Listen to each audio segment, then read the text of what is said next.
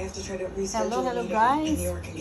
Ayan, merienda po tayo kasi medyo mainit ang panahon ngayon. Kaya pagdating ng aking anak ay binilhan ako ng acai bowl. Ayan, isa ito sa favorite ko guys. Ayan o. Ayan, galing siya ng gym and then dumaan siya.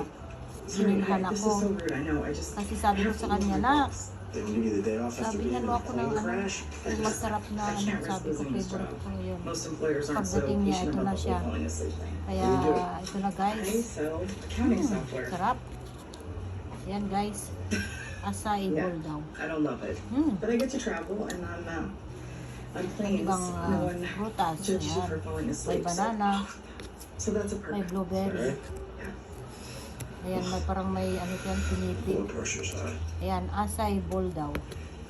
Ayan, ito yung sa ano, yung